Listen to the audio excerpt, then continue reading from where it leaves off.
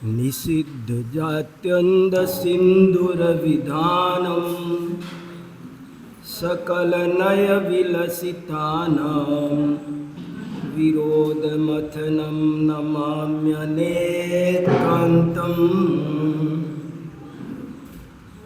श्रीमत्परम गंभीर स्याद्वादामोघलाञ्छनं जीयात्रैलोक्यनाथस्य शासनं जिनशासनं शासनं जिनशासनं।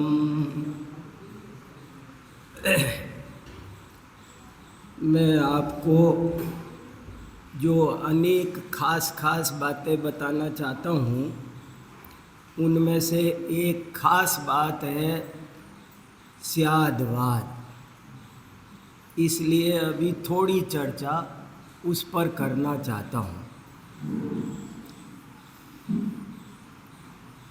बाकी और बहुत सारी बातें जो हैं, कल चर्चा आई थी अनेक विषयों पर मेरे चिंतन की, तो वो मैं ये 3-4 किताबें यहाँ छोड़ कर जा रहा हूँ। एक ये बहुत इम्पोर्टेंट किताब है जैन दर्शन प्रदीपिका। इसमें मेरे 60 लेख हैं। जैन दर्शन कैसा है, उसकी क्या विशेषता है, अलग अलग विषयों पर छोटे छोटे 60 लेख है। एक एक लेख पर एक एक घंटा लगाकर चिंतन मनन कम से कम आप करोगे तो आपको बहुत अधिक लाभ होगा।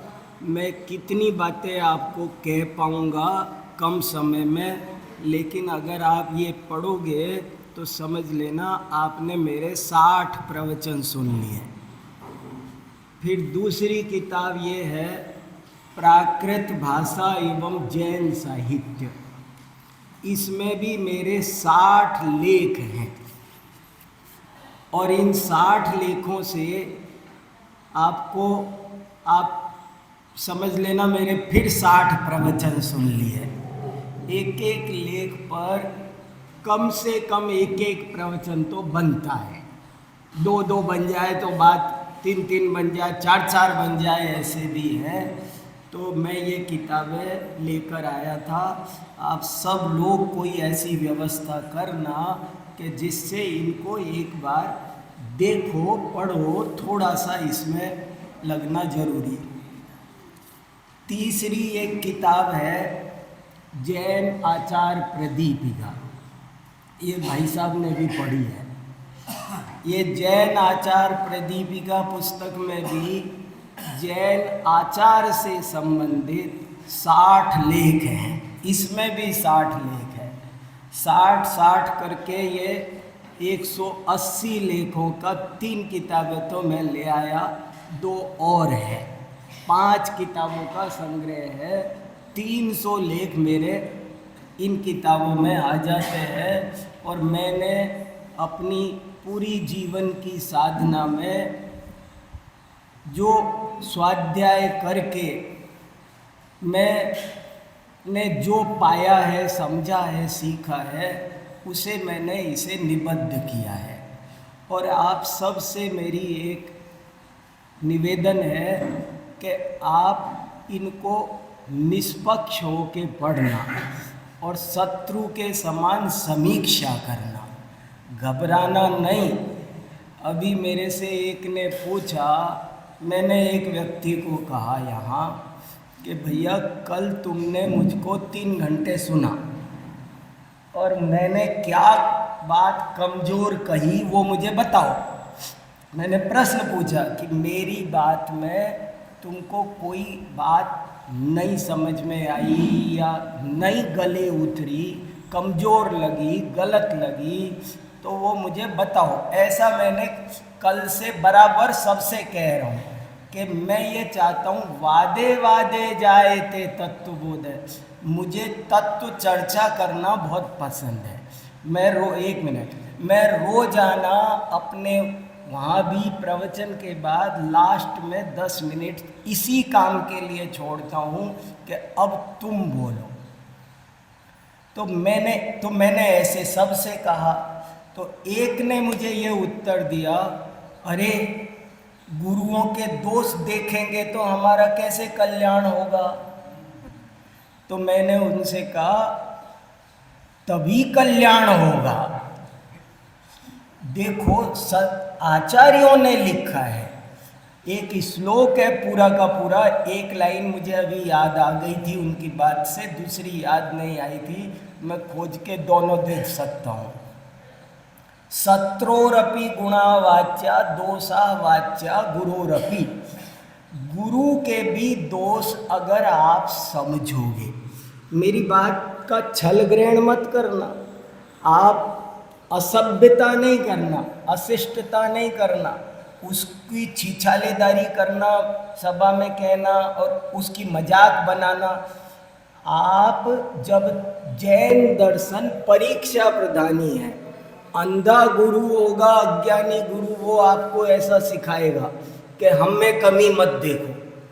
जो समझदार गुरु होगा वो कहेगा मेरी बात कसौटी पर कसकर मानना। तो ईमानदारी से पढ़ना सुनना बहुत जरूरी है। एक वाक्य और मेरे चित्त में बनकर उभरा, अपना ज़्यादा से ज़्यादा समय, अपनी ज़्यादा से ज़्यादा शक्ति और अपनी ज़्यादा से ज़्यादा ऊर्जा तत्व ज्ञान के अभ्यास में लगाओ, वस्तु स्वरूप के चिंतन में लगाओ। उससे श्रद्धा निर्मल होगी और वही आत्महित का कारण बनेगी। बहुत सारी और बातों पर मेरे पास कई प्रश्न आ रहे हैं, बाह्य बातों पर बहुत आ रहे हैं, लेकिन तत्व के स्वरूप की गुत्थी को सुलझाने की चर्चा कम आ रही। स्वाध्याय में, और वो भी हो सके तो कल एक बात कही थी, गंगा जितनी ऊपर जाओगे उतनी पवित्र मिलेगी। आप जितनी शक्ति हो मूल ग्रंथों के अभ्यास में अपना उपयोग लगाओ। बड़े आचार्यों का मुकाबला हम नहीं कर सकते, हमको मत आदर्श बनाओ। आप मूल आचार्यों ने जो थोड़ी सी संस्कृत सीखो, थोड़ी सी प्राकृत सीखो, भैया ये जरूरी है। ये इसको हल्की बात मत समझना। संस्कृत आना अत्यंत आवश्यक है जिनवाणी का अच्छा अभ्यास करने के लिए। प्राकृत आना जिनवाणी का अभ्यास करने के लिए अत्यंत आवश्यक है। अपना ज़्यादा उपयोग तत्वाभ्यास में लगाओ। तत्व समझे, वस्तु का स्वभाव, तस्य भावस्तत्वम। तत्व माने क्या? तत्वार्थ श्रद्धान का नाम सम्यक दर्शन है। और बाकी बहुत बातें तो परिस्थिति के अनुसार, शक्ति के अनुसार, हम सब काफ़ी कुछ बहुत शुद्ध सदाचरण पालते हैं, लेकिन तत्वाभ्यास में उपयोग यही पूजा है कि ग्रंथ पढ़ने में बहुत उपयोग लगाओ। यही पूजा है, यही आहार है, यही संयम है। स्वाध्यायः परमं तपः। अगर आपको भूल जाना चाहिए। मैंने पंडित जी साहब को एक दृष्टांत सुनाया था, वो आपको भी सुनाए होंगे, कई दफ़े उनको पसंद आता था बहुत। एक अक्षपाद नाम के ऋषि हुए हैं। उनका ओरिजिनल नाम तो गौतम था। उनका ओरिजिनल नाम क्या था? गौतम। पर उनका नाम गौतम लुप्त हो गया और अक्षपाद पड़ गया। इसलिए पड़ गया कि वो पढ़ने के बहुत शौकीन थे। हालांकि पढ़ने में जो विवेक होना चाहिए वो नहीं था, तो पढ़ रहे थे और पढ़ते पढ़ते चलते भी रहे थे। ये चलते हुए पढ़ना ये तो अविवेकी की क्रिया है। लेकिन न्याय दर्शन वालों की बात है, कोई जैन दर्शन के संत की बात नहीं है। जैन साधक कभी ऐसी गलती भूल कर भी करता नहीं है। पर वो पढ़ने के ऐसे शौकीन थे कि वो पढ़ते जा रहे थे और चलते जा रहे थे, और चलते चलते पता ही नहीं चला कब जंगल में पहुंच गए और एक गहरी खाई में उतर गए। और खाई में उतर के भी अब आगे रास्ता बंद, मगर पढ़े जा रहे हैं साहब, पढ़ते जा रहे थे। तो कोई वन देवता प्रकट हुआ और उस वन देवता ने कहा, कमाल है, ऐसा आदमी तो मैंने, इतना अध्ययन प्रेमी मैंने आज तक नहीं देखा। वो उनके पास प्रकट होके आया और कहने लगा, मैं बहुत प्रसन्न हुआ आप जैसे स्वाध्यायी को देख करके, क्या वरदान मांगो, कुछ देना चाहता हूँ। अरे बोले पढ़ने दो यार, डिस्टर्ब नहीं करो, कुछ नहीं चाहिए, पढ़ने से बढ़िया काम विश्व में कुछ नहीं, तुम डिस्टर्ब नहीं करो। अरे नहीं, मेरा भाग्य है जो आज आप जैसे मिले, मेरा जीवन बेकार आप जैसों की सेवा नहीं की। मैं अरे गैरों को बहुत देता रहता हूँ, आपको तो जरूर देना है आज, आप इशारा कर दो, नहीं तो मैं कोई और अप्रयोजनभूत चीज दे दूं बेकार। तो बोले ठीक है, अगर तुम्हें देना है तो एक काम करो, मेरे पैरों में 2 आंख लगा दो, क्योंकि ये आंखें तो केवल पढ़ने के काम आनी चाहिए 24 घंटे, कभी चलने वलने के और काम के लिए 2 आंख अलग लगा दो। क्या घटना है, कितना रात आप पढ़ते हो तो समझ लेना पूजा हो रही है। आप जिनवाणी की लिखा है पद्मनंदी पंचविंशतिका में, ये यजन्ते श्रुतम भक्त्या, जो जिनवाणी की पूजा करते हैं, स्वाध्याय करते हैं, श्रुतम ही देवता, ऐसा श्लोक है बहुत प्यारा। कि इसलिए बहुत अधिक मनुष्य जीवन का बिजली जैसा समय, बिजली जैसा मनुष्य भव है, चुटकियों में खत्म हो जाएगा, पता ही नहीं लगेगा, चटपट। इसलिए इस समय में सोते जागते आकुल रहित हो, ये इम निस दिन कीजे तत्व विचारा हो। इसमें आप उपयोग लगाओगे तो आपको बहुत लाभ होगा। अब थोड़ी सी चर्चा संक्षेप में। मेरा एक अत्यंत प्रिय विषय है और जिसने मेरे को अपूर्व निधान दिया है, जिससे मुझे क्या मिल गया है मैं कह नहीं सकता। मेरी सारी गुत्थियां जिसने सुलझाई है, और अब मुझे जो ज्ञान और लाभ आनंद मिला है, उसका एक मुख्य कारण है जैन दर्शन का स्यादवाद सिद्धांत। यद्यपि स्यादवाद के बारे में जानने वाले क्या, बोलने वाले भी हम सब हैं। किसी को भी कह दो ना स्यादवाद क्या होता है, तो सब फटाफट हमें पता है। मैं मामा भी हूँ, भांजा भी हूँ, पिता भी हूँ, पुत्र भी हूँ, पतला भी हूँ, मोटा भी हूँ। ऐसे 2, 4, 10 उदाहरण दे करके सब कोई समझा देगा कि ये स्यादवाद है। लेकिन मैं इससे आगे बढ़ना चाह रहा हूँ। जैन दर्शन के स्यादवाद को आचार्यों ने क्या क्या लिखा है। मैंने अभी जो 2 श्लोक पढ़े शुरू में, उनमें एक श्लोक पंडित जी साहब को बहुत पसंद था।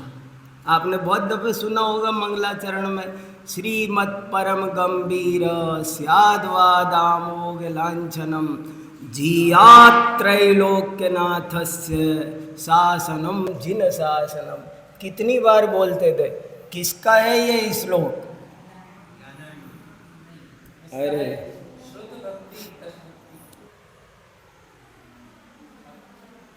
ये आचार्य अकलंक देव के प्रमाण संग्रह का पहला श्लोक है, मंगलाचरण। इसको आचार्य अकलंक देव ने लिखा है।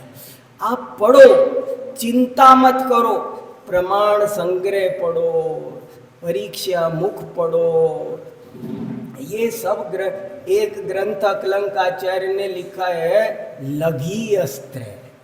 लघी अस्त्र जैसे वर्तमान में किसी को न्याय सीखना हो तो सबसे पहले न्याय मंदिर पढ़ता है, और न्याय मंदिर जब नहीं थी तो कोई सबसे पहले मूल ग्रंथ पढ़ना हो तो परीक्षा मुख, और जब परीक्षा मुख नहीं था तब लघी अस्त्र जैन न्याय का प्राथमिक ग्रंथ है।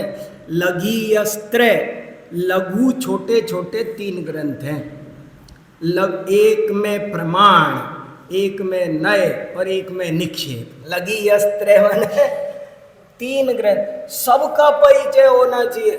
मैं यहाँ रहने लग जाऊंगा ना तो प्रश्न पूछूंगा ढेरों, ऐसे नहीं काम चलेगा। ये सब उत्तर आने, ये पता नहीं होना चाहिए क्या जो श्लोक रोजाना पढ़ रहे हैं वो श्लोक किन महान आचार्य ने लिखा है, क्या ये पता नहीं होना चाहिए? इसका अर्थ पूछूं अभी मैं किसी को, अर्थ भी पता होना चाहिए। ऐसी सब बहुत सारी बात हैं, वो सब हमको समझ में आनी चाहिए। तो इस श्लोक, और दूसरा श्लोक जो मैंने पढ़ा वो पुरुषार्थ सिद्धि उपाय का पढ़ा है। कभी भी जिनवाणी के बारे में कुछ बोलना हो, आगम छोड़ के एक अक्षर मत बोलो। डोरा सहित सुई नहीं खोती, अगर आपने सूत्र छोड़ दिया तो सुई खो जाएगी। आगम छोड़ के एक भी वचन बोलो भी मत, सुनो भी मत। कुछ सुनो तो पूछा करो what is the proof, evidence दो, प्रमाण दो। आपने जो बात कही उसका प्रमाण क्या है? प्रमाण से पढ़ोगे, प्रमाण से सुनोगे, तब ज्यादा आनंद आएगा। तो दूसरा श्लोक किसका बोला? आचार्य अमृत चंद्र का पुरुषार्थ सिद्धि उपाय का। और उसमें क्या लिखा है कि ये स्यादवाद जिन शासन का प्राण है। क्या लिखा? परमागमस्य जीवम। क्या लिखा? जिन शासन की आत्मा है, जिन शासन का, जिन शासन की आंख है नहीं लिखा, पांव नहीं लिखा, हाथ नहीं लिखा। क्यों? हाथ कट जाए तो भी जी लेंगे, पांव कट जाए तो भी जी लेंगे, आंख फूट जाए तो भी जी लेंगे, मगर आत्मा निकल जाए तो सब रह जाएगा। आपको एक और क्रांतिकारी गाथा सुनाता हूं।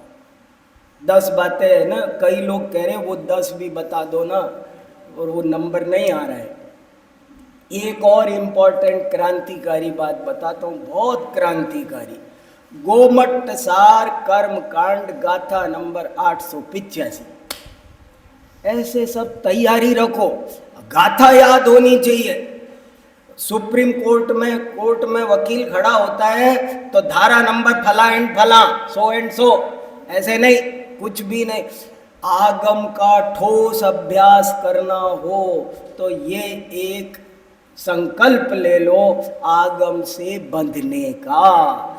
जैसे सीमा पर सैनिक होता है, उसके हाथ में हर वक्त शस्त्र होता है, यदि शस्त्र छूटे तो समझो गया काम से।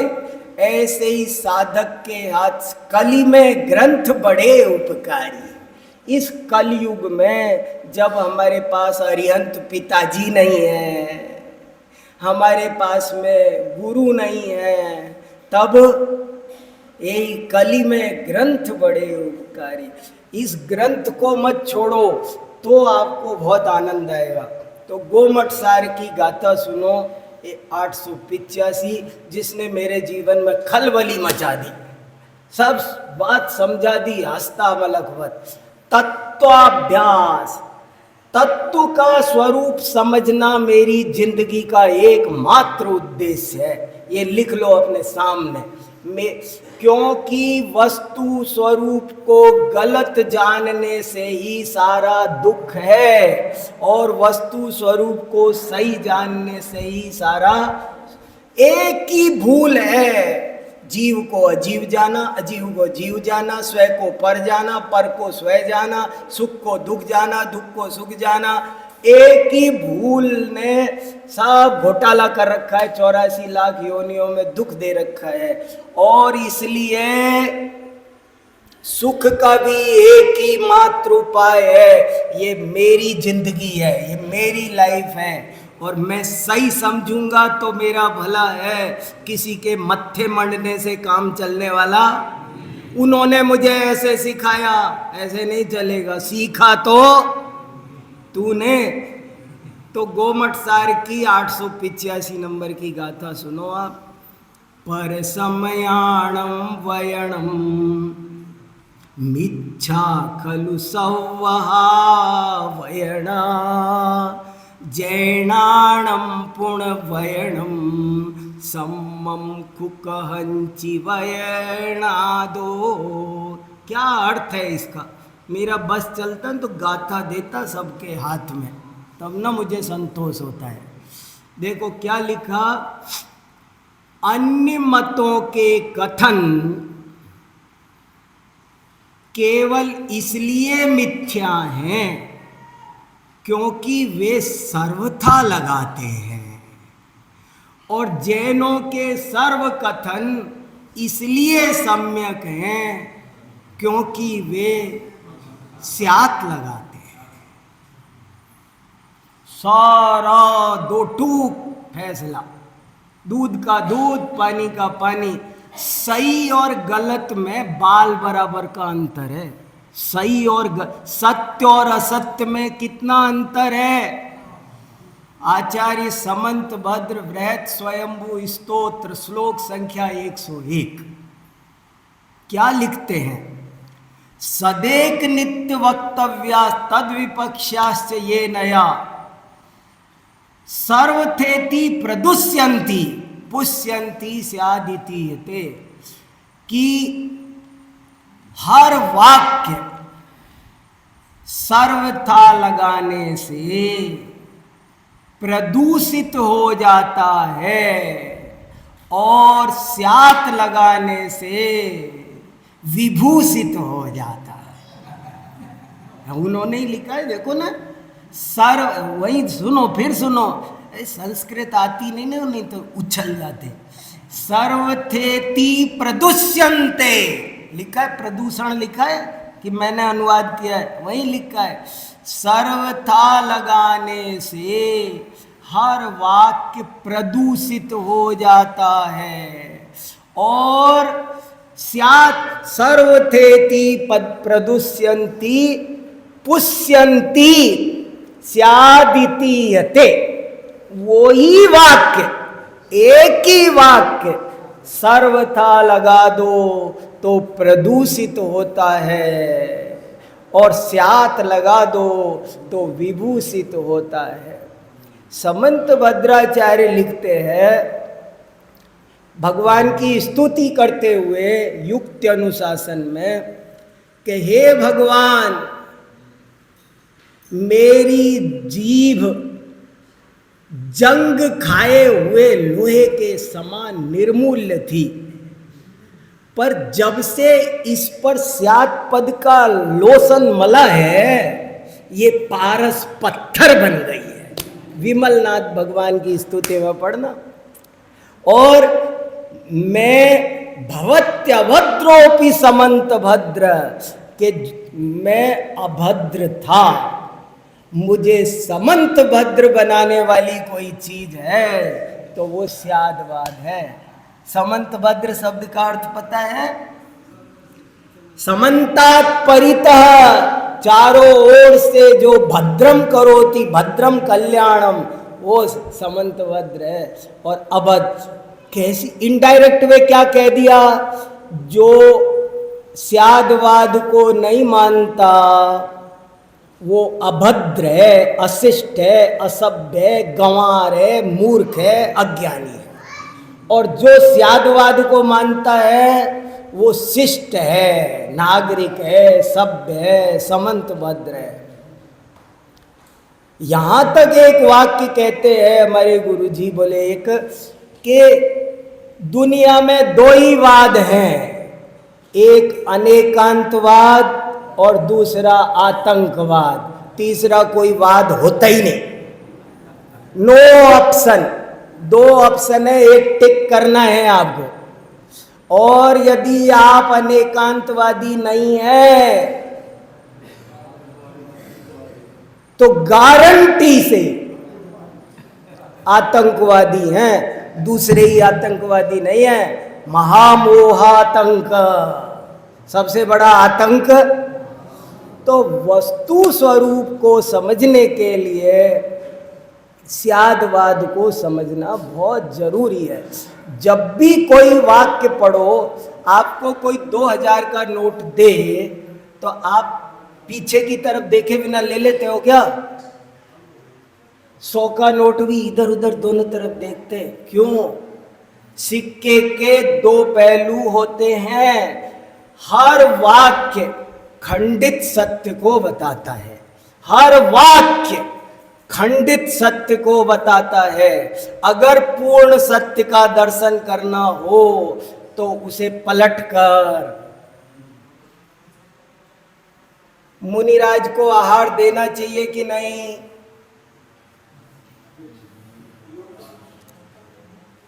बोले इसमें क्या स्यादवाद लगाना, देना चाहिए। बोले नहीं, अगर आज उनका उपवास हो तो हमारे नगर में मुनिराज पधारे तो मैं उनके पास जाऊं, महाराज जी मैं आपको आज आहार दूंगा, क्योंकि मेरा आज उपवास, मैं कुछ नहीं जानता मेरे गुरुजी ने कहा है आहार देना है। रोज भगवान का अभिषेक करना चाहिए कि नहीं? हर क्रिया में भी हर उपदेश को सही समझना हो तो उसे पलट कर देख लिया करो, आपको पूर्ण विवेक हो जाएगा। सम्यक ज्ञान की प्राप्ति करनी हो तो स्यादवाद से समझना, आत्मा करता है कि अकर्ता। जो भी विवेचन आत्मा के बारे में, परमात्मा के बारे में, जगत के बारे में, तत्व ज्ञान के बारे में जितना भी उपदेश है, मोक्ष मार्ग प्रकाशक पृष्ठ संख्या 301 क्या लिखा, पढ़ के देखो।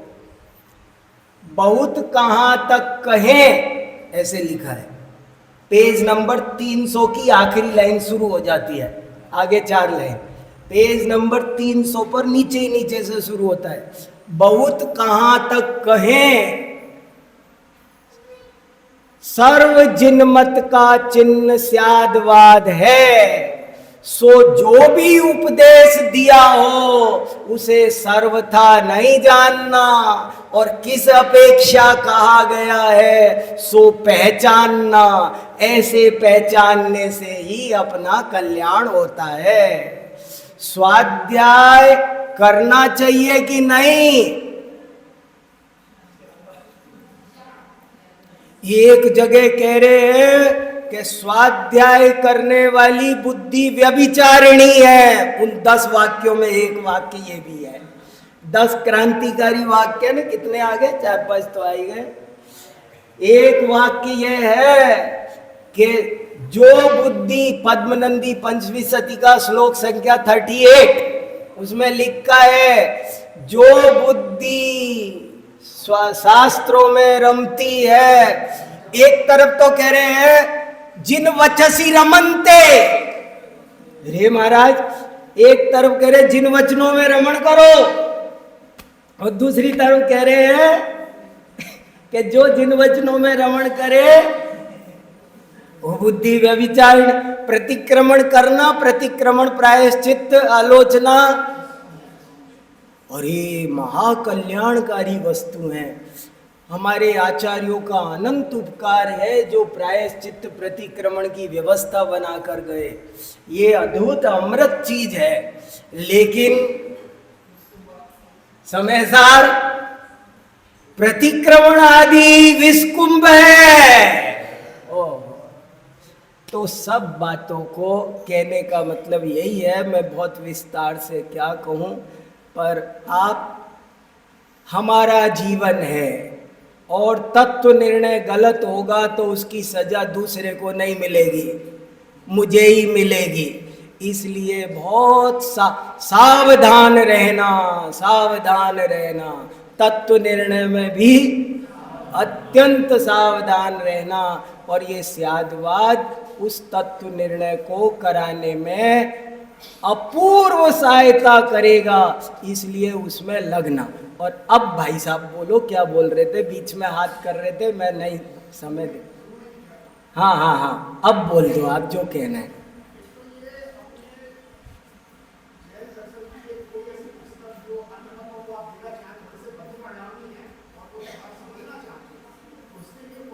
मोक्ष मार्ग प्रकाशक अमृत है, 6 ढाला दे दो, द्रव्य संग्रह दे दो, तत्वार्थ सूत्र दे दो, सबसे बढ़िया अमृत वस्तु है।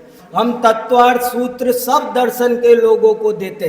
इसमें एक बड़ा प्यारा तत्वार्थ सूत्र पर लेख है, 2 लेख है बल्कि तत्वार्थ सूत्र पर, वो पढ़ना आप, उनसे सब चीजें। इनसे पद्म पुराण ही दे दो। पद्म पुराण ने हजारों अजैनों को जैन बनाया है। पद्म पुराण की संसार में पांडुलिपियां सबसे ज्यादा किसकी मिलती है? सबसे ज्यादा पांडुलिपियां जिस ग्रंथ की मिलती है उस ग्रंथ का नाम है पद्म पुराण। पद्म, हम लोग भी अजैन थे, आपको पता है कि नहीं है? हम अजैन से जैन बने, कन्वर्टेड है हम, ओरिजिनल जैन नहीं आपकी तरह, हम तो बने हुए हैं भैया। और हमको जैन किसने बनाया? पद्म पुराण ने।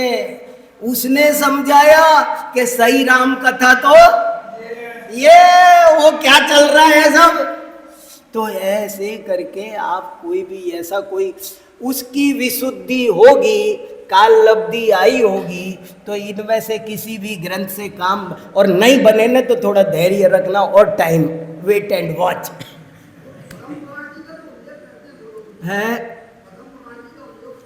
हाँ हाँ ठीक है, चलो तो ऐसे बहुत स्वाध्याय सब लोग करो। समय हो गया, ठीक? नहीं नहीं, हो गया, बस बस बस, बहुत है, बहुत थोड़ा ही।